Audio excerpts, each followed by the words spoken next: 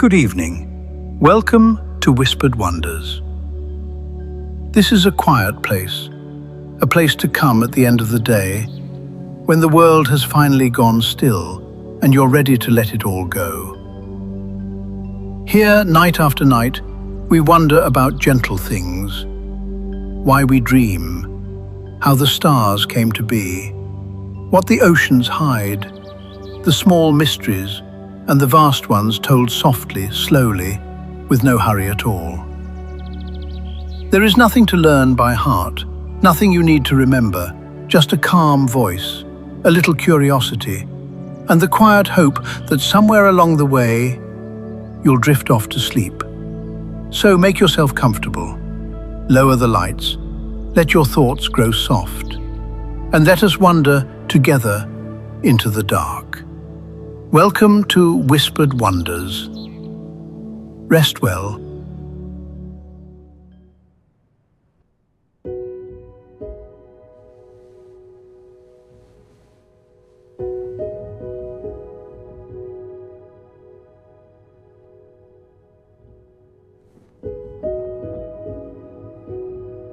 Good evening. There's nothing you need to do now, nowhere you need to be. You've arrived at the one appointment of the day that asks nothing of you at all. So settle in, let your shoulders come down from wherever they've been holding all day. Let the weight of your head rest fully into the pillow. Tonight, let's wonder about something together. Something you have done every night of your life and will do every night to come. Something so ordinary that we rarely stop to ask about it at all. Tonight, let's wonder, why do we sleep?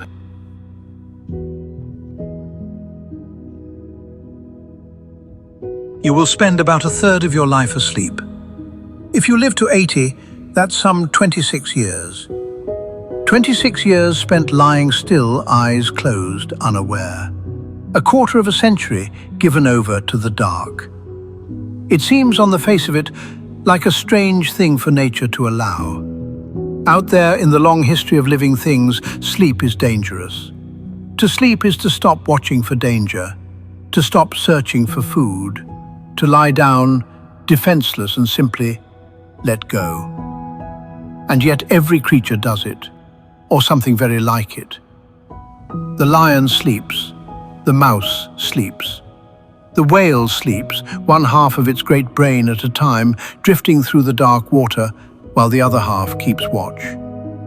Birds sleep on the wing. Fish sleep, hanging motionless in the current. Even the smallest creatures, the ones with only the faintest flicker of a nervous system, settle into long hours of rest they cannot do without. Whatever sleep is for, it must matter enormously. Because evolution, which is so careful, so unsentimental, so quick to discard anything that doesn't earn its keep, has never once thrown sleep away. Not in millions of years, not in any creature we have ever found. So there must be something happening in these quiet hours, something important enough to be worth a third of every life that has ever lived. Think back to this morning when you first woke. You felt perhaps clear, rested. The day stretched out ahead of you, full of room. But even as you opened your eyes, something had already begun. Quietly, invisibly, a kind of pressure started to build. A pressure to sleep. It works a little like a tide. All through your waking hours, your brain is busy. And as your brain works, it produces a small molecule, a gentle byproduct of being awake. Its name is adenosine. You don't need to remember it, you need only to picture it. Picture it gathering, slowly, like water filling a quiet harbor. Hour by hour, as you go about your day, the level rises. A little higher by lunchtime, higher still by evening. And as it rises, you begin to feel it. That softening, that heaviness, that gentle pull toward rest. By the time night comes, the harbor is full. The tide is high, and it carries you slowly out towards sleep. This is one half of the story, the pressure that builds the longer you stay awake.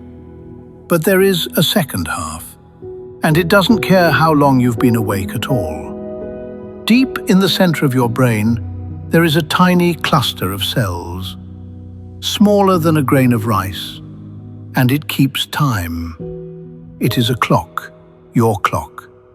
It has been ticking since before you were born, and it will tick all your life.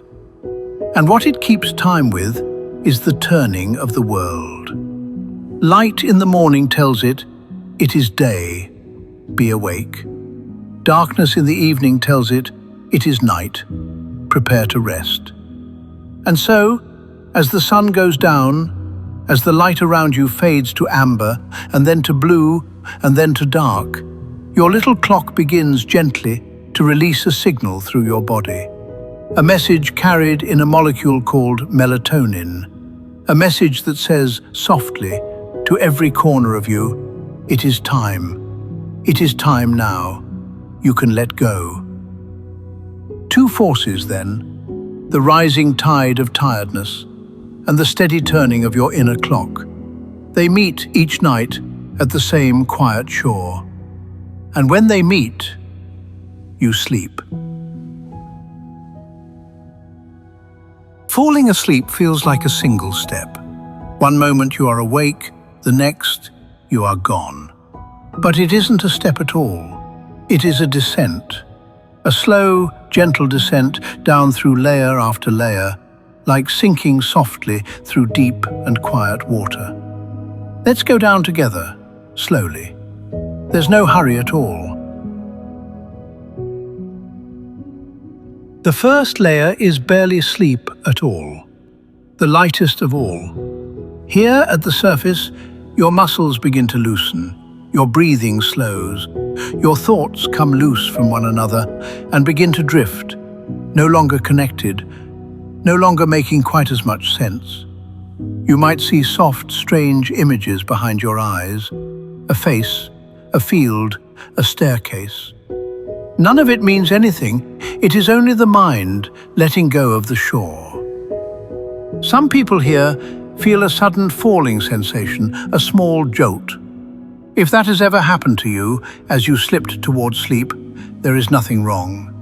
It is only your body crossing the threshold, an old reflex, as ancient as we are. Nothing to fear. We sink a little deeper now, into the second layer. Here the outside world grows faint. Sounds reach you but from far away, as if through water. Your heart slows, your temperature falls just slightly. And in your sleeping brain, small bursts of activity ripple past, quiet flickers that seem to be doing something gentle with the day you've just had. Sorting, sifting, setting things in their place. You spend much of the night here, in this calm middle water. But we are not at the bottom yet. Down we go, deeper still, into the third layer, the deepest sleep of all. Here, everything slows almost to stillness. Your breathing is long and even, your heartbeat slow and steady. And across your whole brain, the frantic chatter of the day has finally fallen silent, replaced by great slow waves rolling through you like a swell on a calm and open sea. This is the deep, the truly deep. If someone tried to wake you now, they would struggle. And if they managed it, you would surface confused, heavy, not quite sure where you are. You are not meant to be disturbed here, because here in the deep is where some of the most important work of the night is done. We tend to think of sleep as nothing happening. The body switched off, the mind gone dark. An empty, idle pause until morning. But nothing could be further from the truth. While you lie there perfectly still, you are alive, with quiet activity. All through the night, a great unseen shift goes to work inside you. And tonight, just for a little while, let me show you what they are doing. Begin with your body. As you settle into the deep, your body turns to the slow work of repair. Through the day, you wear yourself down in 1,000 small ways you never notice.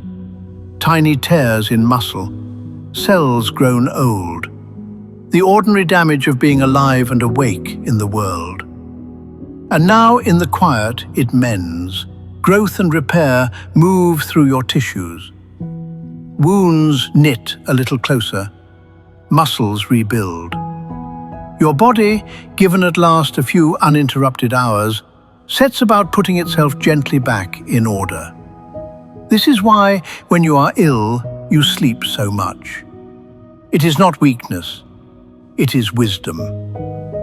Your body is clearing the decks, pouring its energy into healing, and asking the rest of you kindly to lie still while it works. Now rise with me from the body to the brain. For a long time, there was a puzzle here.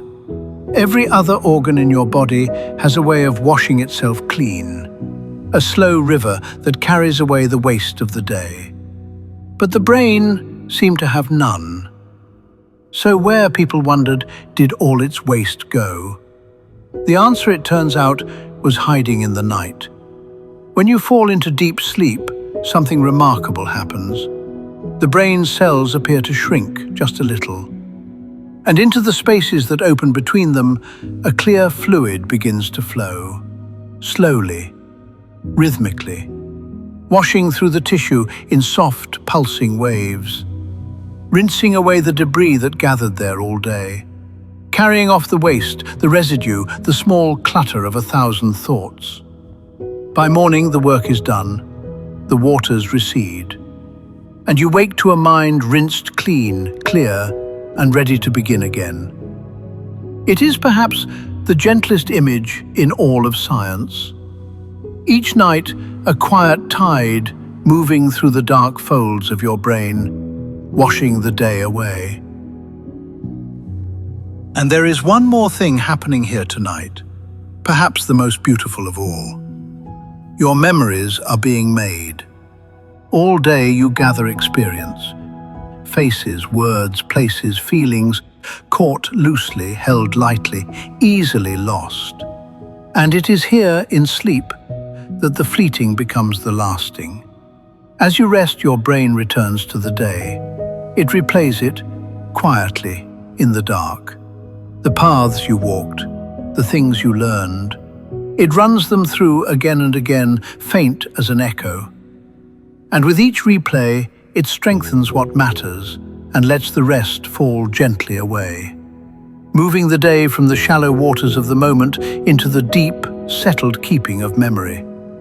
Everything you know, everything you can do, every face you would recognize, every word you can speak, was filed and saved and made permanent in nights of sleep just like this one. So when they tell you to sleep on a problem, they are giving you very old, very good advice. For while you sleep, your mind goes on quietly working, and often by morning, what was tangled at midnight has somehow come clear. There is one more country to visit tonight, and it is the strangest of them all.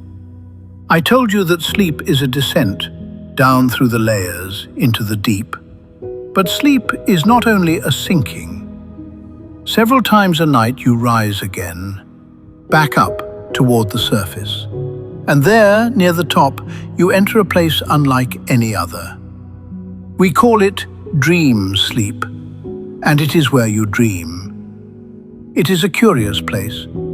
Your body lies utterly still, held gently in place, unable to move, so that you cannot act out whatever you are dreaming. And yet, behind your closed eyes, your eyes themselves are moving, flickering, darting, as though watching something unfold. And inside, your brain lights up almost as brightly as it does in waking life. sometimes more. The parts that handle emotion and memory and vision all stirring at once, weaving the loose threads of your life into something vivid and impossible and strange. A childhood home with a door that was never there. A conversation with someone long gone. Flying, falling. Places that exist nowhere but here. We still do not fully understand why we dream. It may be the mind practicing, rehearsing fears in safety so the real world holds less terror. It may be the brain sorting feeling from fact, softening the sharp edges of the day so that what hurt this morning aches a little less tomorrow. It may be simply what it feels like from the inside to have a mind tidying itself in the dark. Perhaps it is all of these. Perhaps it is something we have not yet imagined. It remains, even now, one of the last quiet mysteries we carry with us into the night. And there is something rather lovely in that every one of us every night slips away into a private world that no one else will ever see. And that science, for all it knows, still cannot fully say why. So, why do we sleep? We have wandered a long way tonight, you and I, through the quiet country of the night, and we can gather now what we found. We sleep so the body can mend, so that the small wear of the day can be quietly repaired and we can wake whole again. We sleep so the mind can be washed clean, so the clutter of our thoughts can be rinsed away by that soft tide in the dark.